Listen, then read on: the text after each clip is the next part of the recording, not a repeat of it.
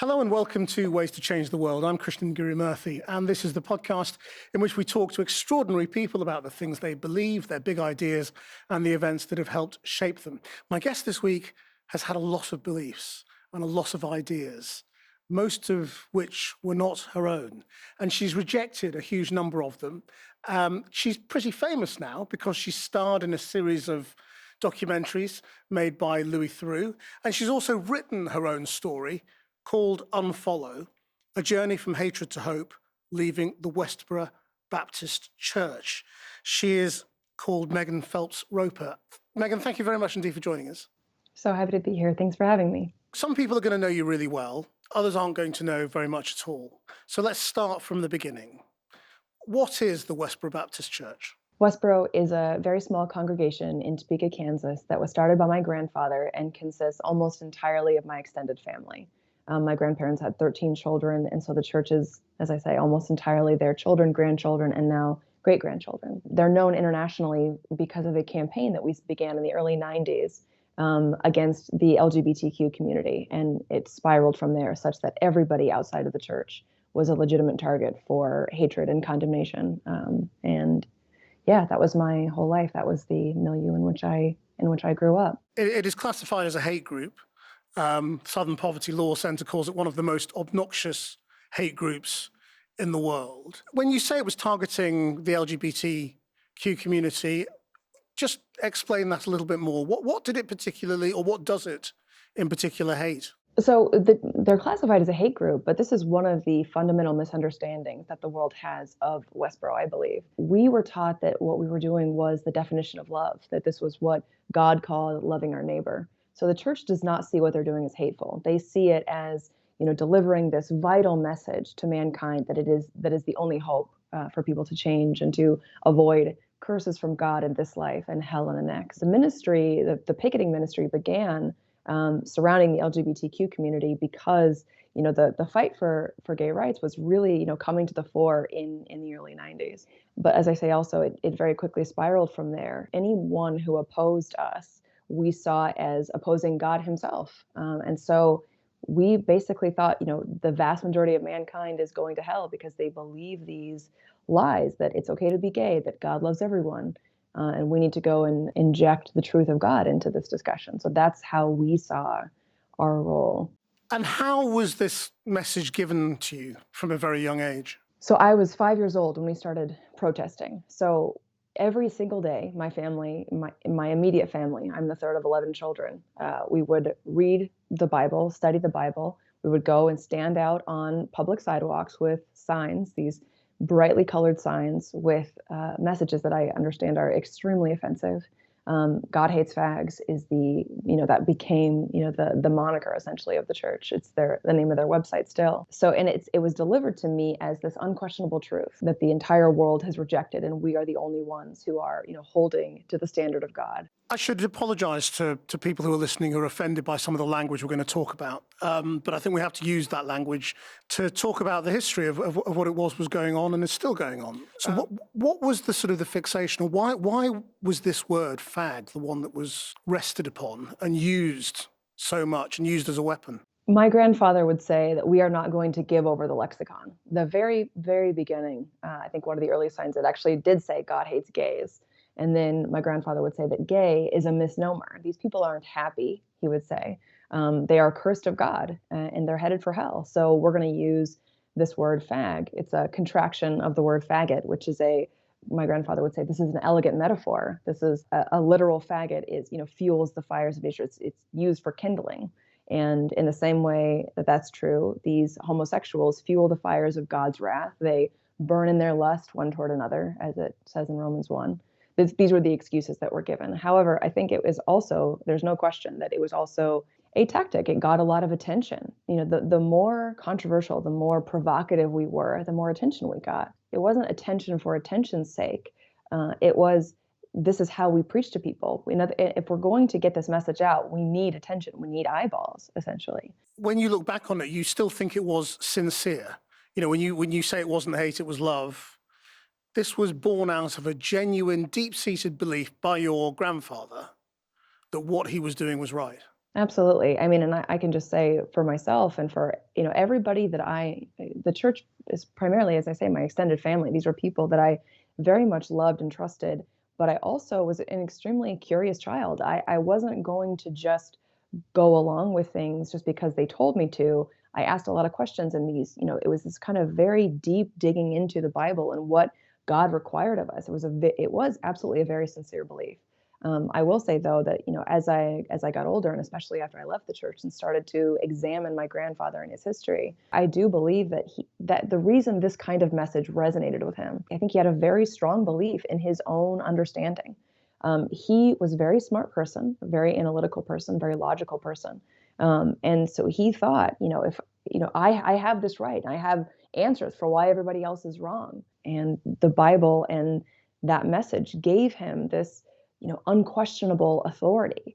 He felt that the whole world essentially had to bend to his understanding. And I didn't see it really at the time, but it obviously is an incredible level of hubris and arrogance that underlies that kind of thinking. I mean, did he think that the world was going to change, that he was going to actually build a bigger movement than his extended family? I think he thought maybe somewhat beyond his extended family, but I think for the most part, no, because Jesus says, "Wide is the path that leads to destruction, and many go in thereat, and straight, hard is the way to eternal life, and few there be that find it."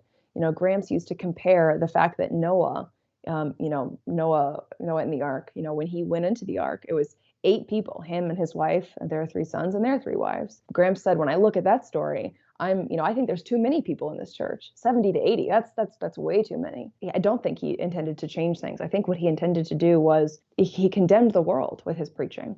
And so in other words, our goal was to go and preach. And the very few people whom God loves, the elect of God, those people would hear the message and they would change and they would repent, but the rest of the world would reject it. And our preaching was their condemnation. What about school and education? I mean, how much contact with the outside world did you have as a child? A lot. I mean, we all went to public school. We were not cloistered off entirely. We were able to watch television and movies and read books that we got from the library. It was not this, like a lot of these kind of insular organizations where they're completely cut off from the outside world. We were not. Our separation and segregation was of the mind.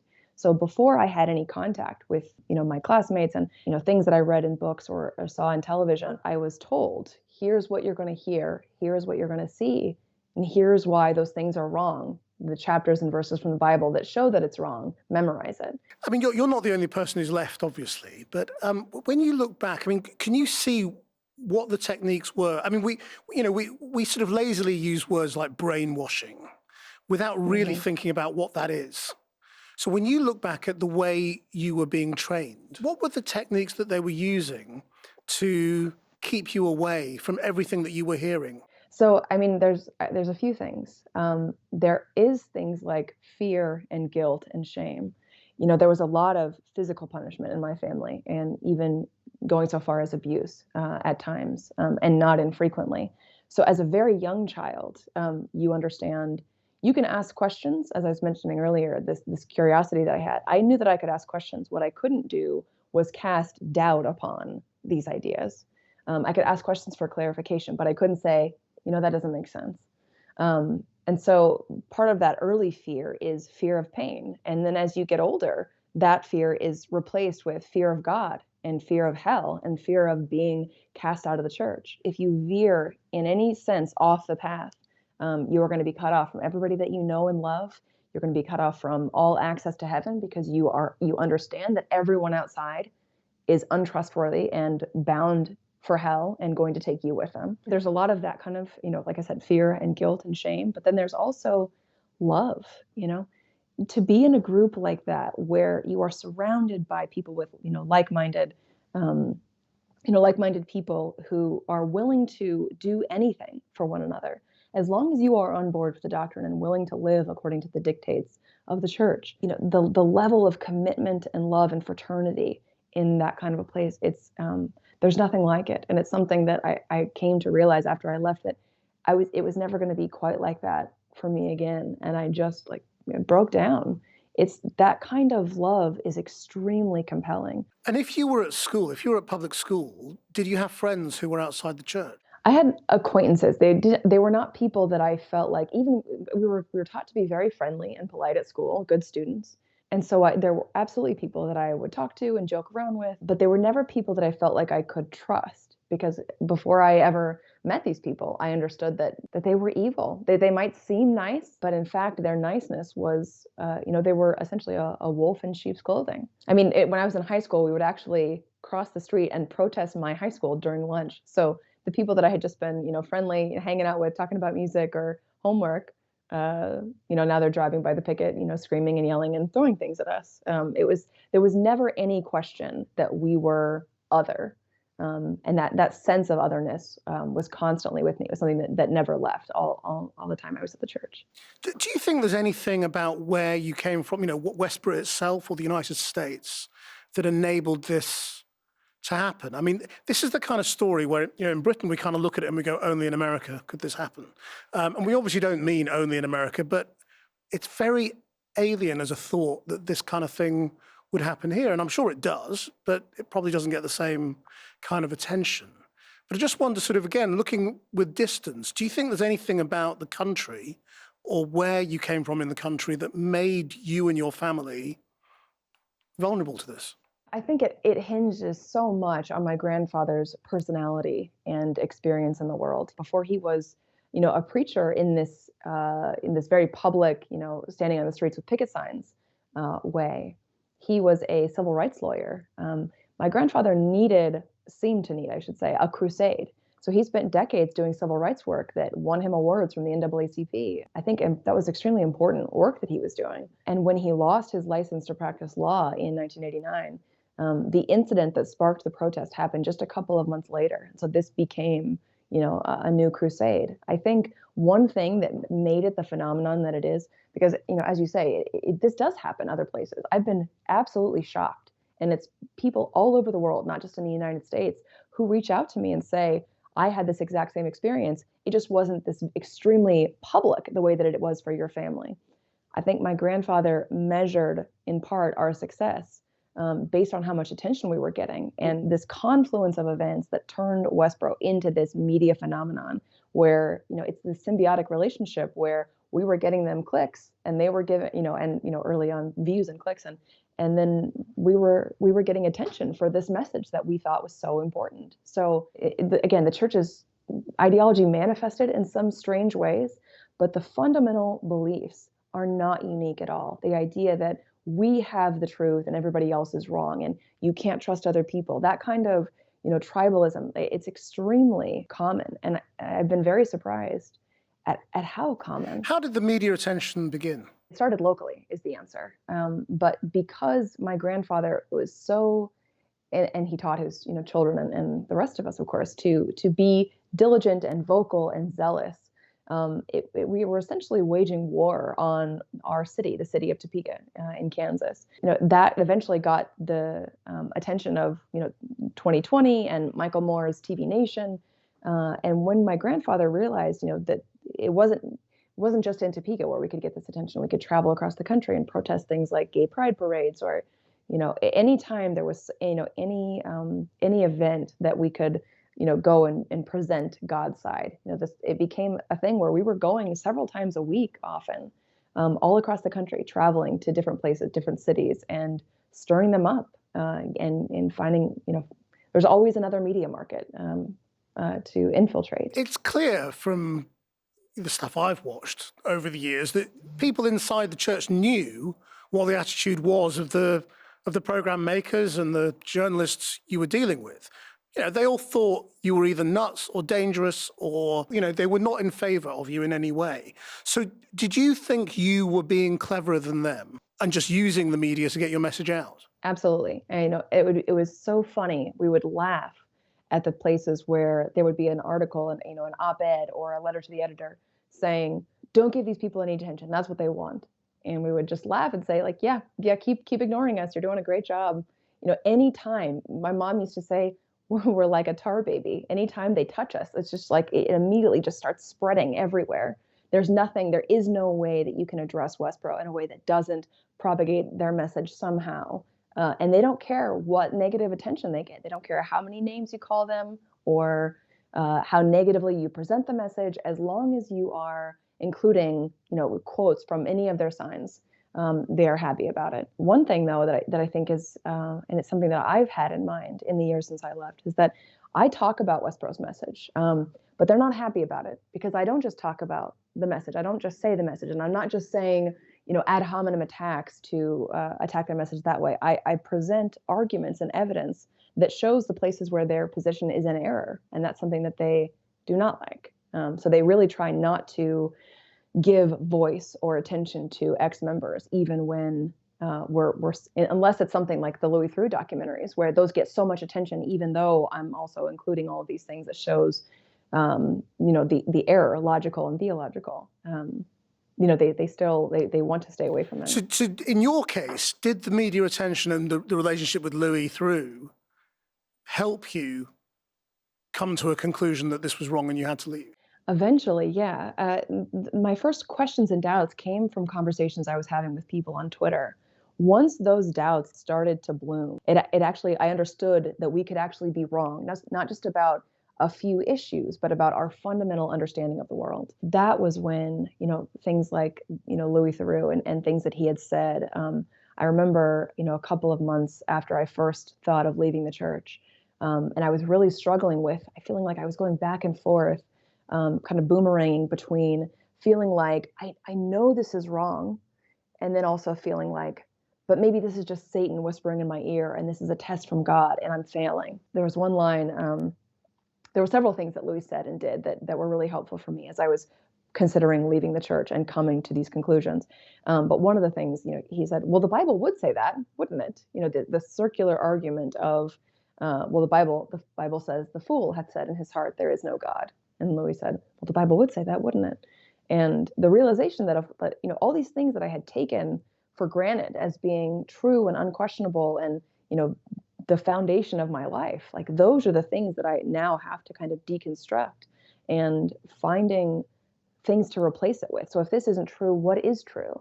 And Louis was definitely helpful in those conversations. So what is your advice then to the world when it comes to dealing with other, either small or big organizations? Should you give them attention? Does it help or is it bad? I think it depends on the kind of attention. I think, first of all, I don't think it helps to completely try to isolate people and pretend that they don't exist. But you don't have to give them big public platforms, right? Which is what Westboro got a lot. That attention has quite diminished in the last, since I left, I left 8 years ago today, actually. And the attention on the church has diminished a lot, partly because the level of animosity and hostility in the public conversation, Westboro doesn't stand out anymore. It's just become, I feel like it's infiltrated the public conversation generally.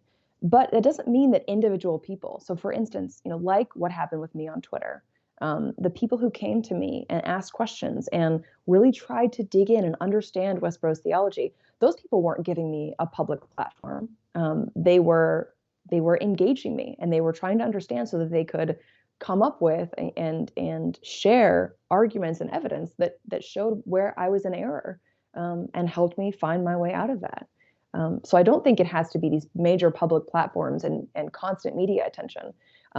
However, things like, Louis' documentaries, I think those were incredibly powerful. I think it humanized Westboro members. I think it, in showing that these are just human beings who are, trying to do what they believe is right, it doesn't necessarily change the fact that we were doing real harm to people, but it kind of takes the teeth out of it a little bit. You just recognize that they're just human beings, flawed human beings. Very few people are, actually to the extreme that Westboro has kind of embodied. But when you look at those extreme versions of these arguments, it helps you identify the flaws in thinking that way. And it helps people who are not to that extreme recognize, like, wow, I'm kind of going down the wrong path here. So it's a perpetual dilemma, I think, for the media now as well. I mean, in everything from, a small religious cult to Donald Trump, sort of, what do you do when people appear to be craving attention, and you're not sure whether your attention is doing harm or good. Yeah, absolutely. And I think it's a lot. So with, for instance, the president, he is the president. Like it's not like, that you can compare Westboro and the president in the kind of their extreme view of things. But Westboro does not have nearly the power that the president has. And so the need to shine a light on his behavior and his, thoughts and actions, I think that is important. We have to be examining and questioning and holding that kind of power to account. Whereas with Westboro, it's much less important, to give them these kinds of public platforms and constant media attention. So, I mean, in the case of Westboro, ultimately, do you think Louis Theroux did more harm than good, or more good than harm? I think more good than harm.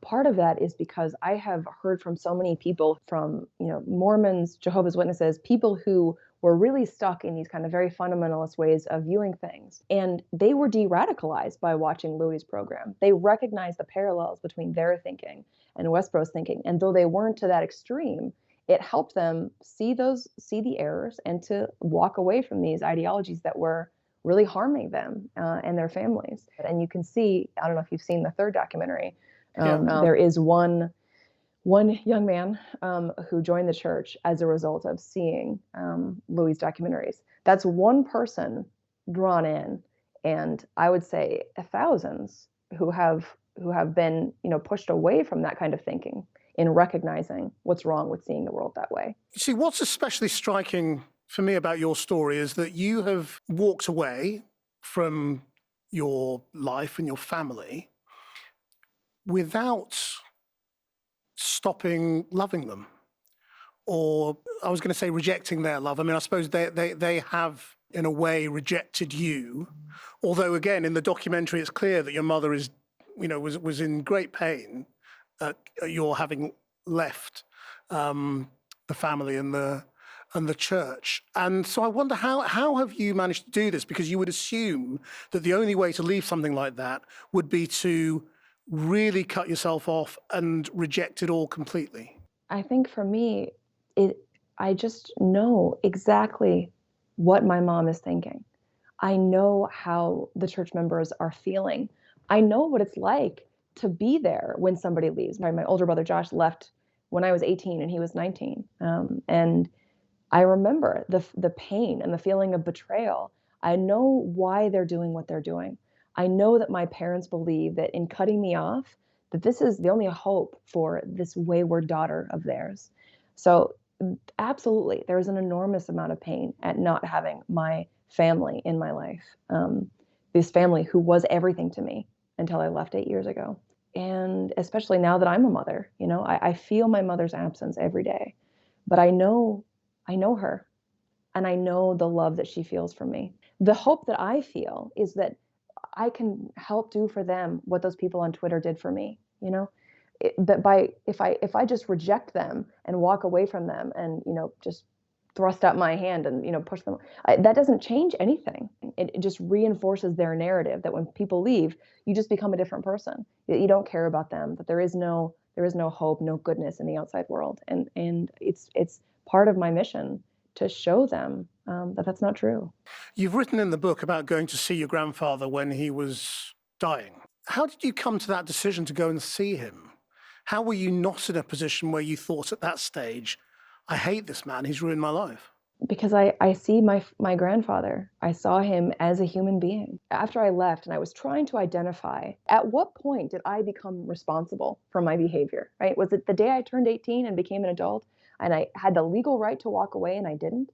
Like, well, that doesn't erase anything that happened before.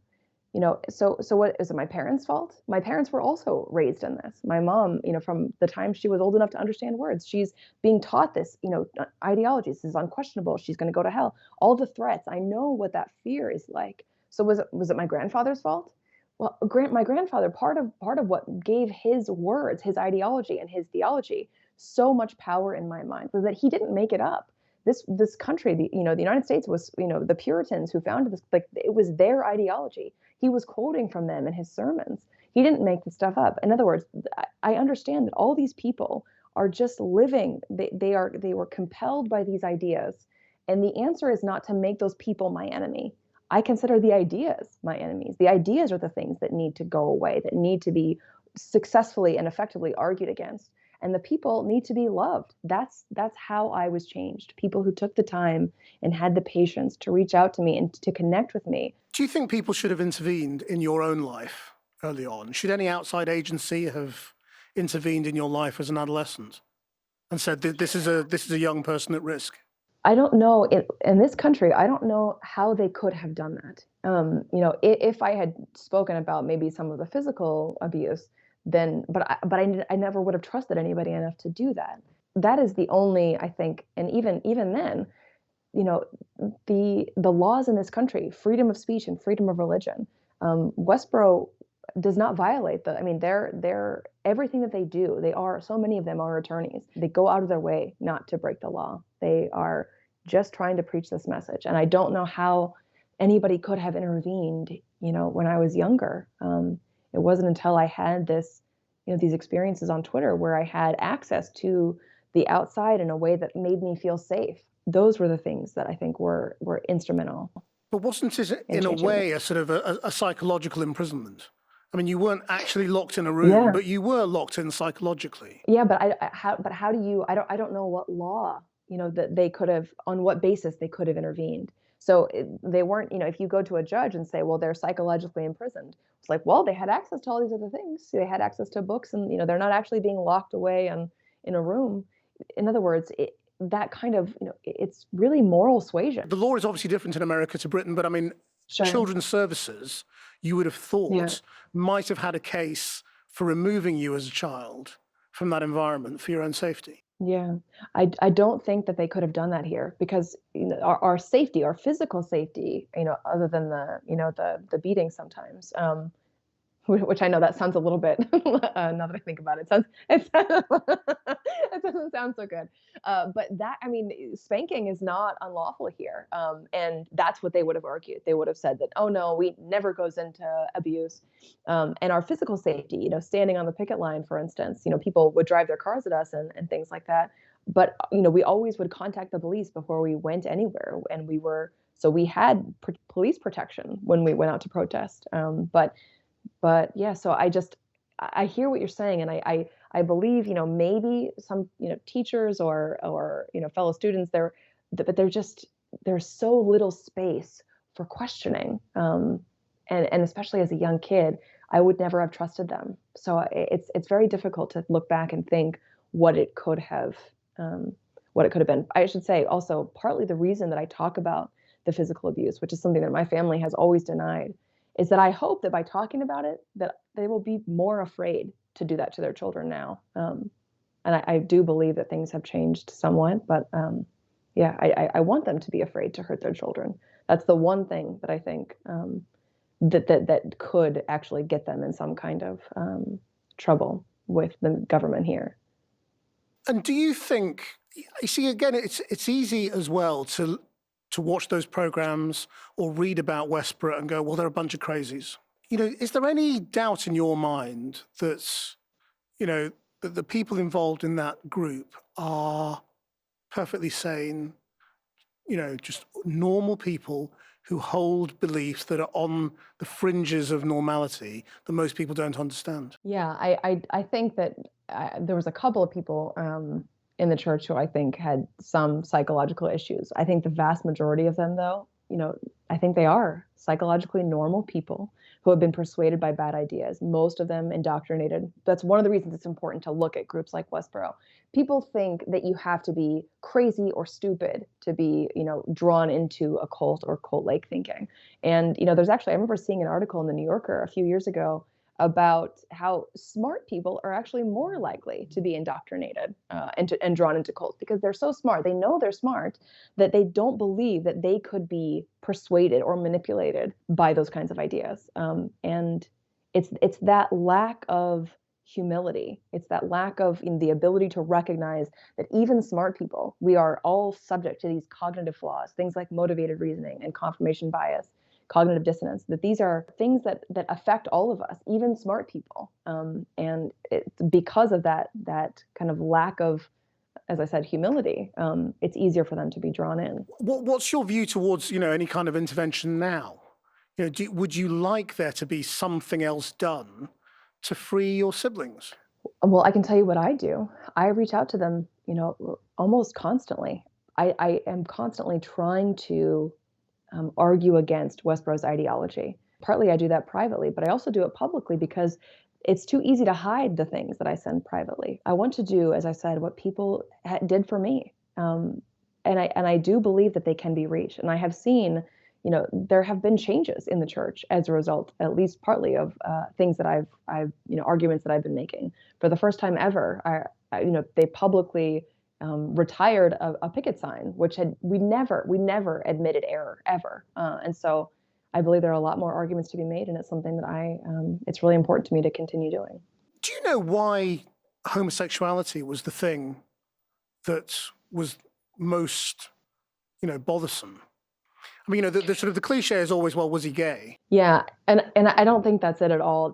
Like I said, there was an incident that happened, and it was related to, it was this park near where we lived, where it was a known place where gay men could go and meet and have anonymous sex. And my grandfather became aware of it. That was what sparked the picketing. And then, as I mentioned earlier, like that was a time when this question of LGBTQ rights was really coming to the fore in the public conversation. And so, people would say, "Why are you so focused on gay people?" And Gramps would say, "Well, my grandfather, the pastor, would say, we're so focused on them because you're so focused on them. You talk about them all the time. We've never seen an adulterer's pride parade or a fornicator's pride parade. This is something that we have to be out here addressing." So I don't think there's any merit to the accusation of him being a homosexual. And did you ever question him about? I mean, if he had a background in the civil rights movement, he had therefore clearly thought about traditional values being challenged, about equality, about people being different, right, and yet equal.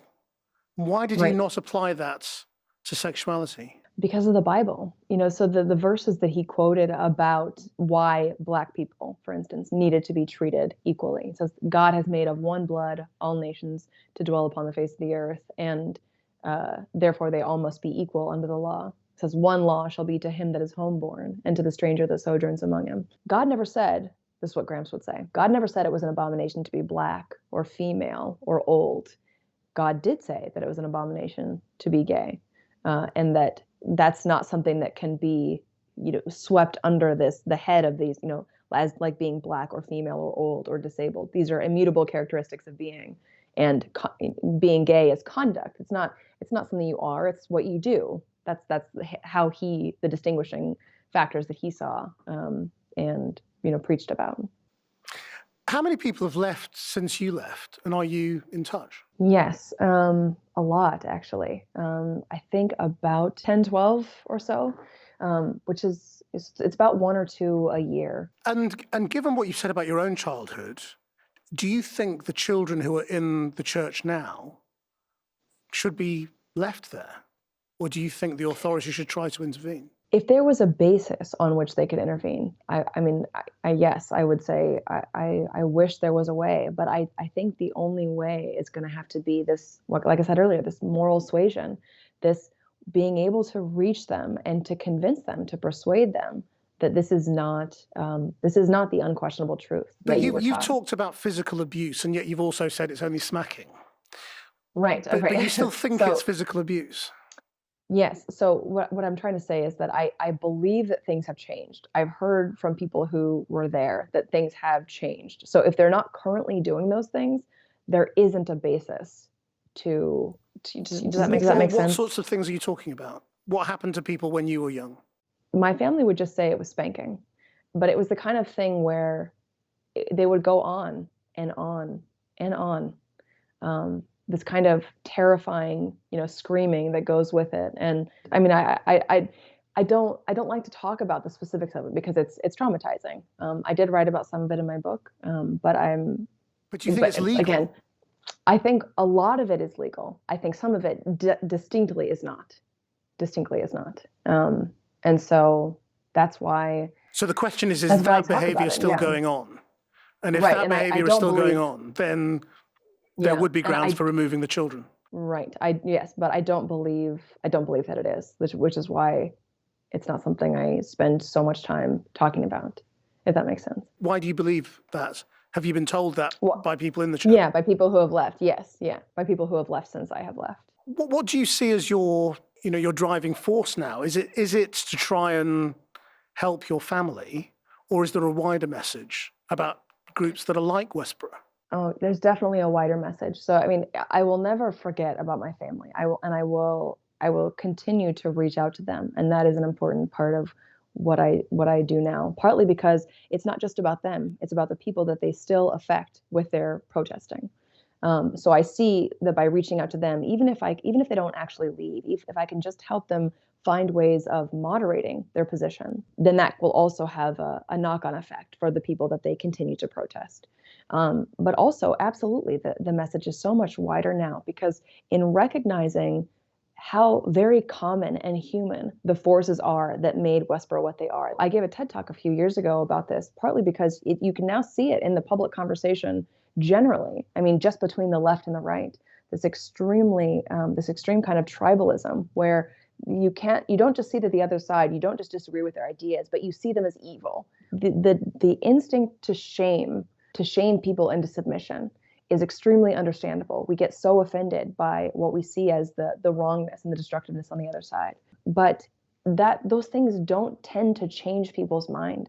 What changes people's minds is civil conversation, actual, reaching out across these divides and being willing to listen and to speak, not just trying to tell people they're wrong and give them facts. Like those things, there's all kinds of studies that talk about those things don't change people's minds.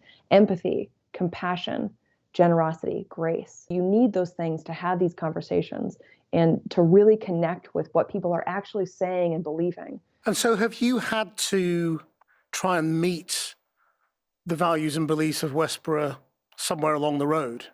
Have you had to have a compromise to say, well, some of it is born out of love or good or well-meaningness? I mean, I absolutely acknowledge those things because I believe that it's true. But I can acknowledge the good intentions and still also acknowledge the destructiveness of it and why I believe that it's wrong. So right now, I no longer believe that the Bible is the literal, infallible Word of God. But almost all of my arguments to Westboro are made with the idea of that as a foundation of the ideas, right? So I'm using biblical arguments because I know that is what Westboro will find persuasive. You make the arguments based on it's any kind of persuasive. Anybody who's ever taken a persuasive speaking class, if you're going to reach somebody, you have to understand where they are now, what they believe now, what they find compelling. And then you use those things to you're building a bridge essentially from where they are to where you are. And I think what happens so much right now is that we're talking in these parallel paths. Like we're not even addressing what the other side actually thinks and believes. And we're not bringing forth evidence that they will actually find compelling. Asking questions is it's a hugely powerful thing. It seems like a very simple thing, and it is. It helps you understand where they're coming from, and so that you can build that bridge. But it also signals to this person that you care about what they have to say. It signals to them that they are being heard. And that eventually makes you more willing to listen. So when these people were coming to me and asking all these questions, and I'm explaining everything, and then I get to the end of what I'm saying, and then there's this natural break in the conversation, and then I'm like, well, what do you think? Like, how do you explain these things? And so their willingness to ask questions and to listen and to consider made me more willing to consider their ideas as well. What's your personal hope for your own life and family now? I have a daughter who just turned 2, and she is the love of my life. I hope very much that she will one day have a relationship with my family. But even if she doesn't, she will know my parents, not just their flaws, but also the many wonderful things that they taught me, the way that they shaped me. I hope that she will know those things from the way that I treat her and from the love that she experiences from me. What I'm trying to say is that my hope doesn't rest on what my family does or doesn't do. All I know is that I am committed to this process. I believe in it so strongly because for me to go from being a hardcore zealot to the kind of person that I am now like I remember. It's not like I just forgot all of the feelings and the beliefs that motivated me all of those years. And that the change is so enormous that even in my worst moments, when I am, filled with indignation or anger at what I see in other people, even in those moments, I cannot help but feel hope that there is a way to address the problems. And so I believe so strongly in that. It's just become such a huge part of my life and how I see the world, and the kind of message that I hope to bring to other people is that hope in grace and in the possibility of change. And that nobody's beyond redemption, presumably. Yeah, absolutely. As long as somebody's alive, there's hope. And so for the wider world, if you could change the world in any way, what would you do? I would find a way to transmit this sense of epistemological humility is the way that I saw it put once. And it's such a wonderful thing. Epistemological, it's the idea of our ability to recognize the inherent limits of our perspective. Each one of us, we walk around with this kind of tunnel vision, if we're not aware of it, right? The recognition that our perspective is limited, and that there is so much outside of our perspective that can and should change our positions about things. Epistemological humility is something that makes it so that you are willing to be changed by outside information. And so I think that is we get so much in our silos, right? These echo chambers where everybody's thinking and believing and reinforcing what we already think and believe.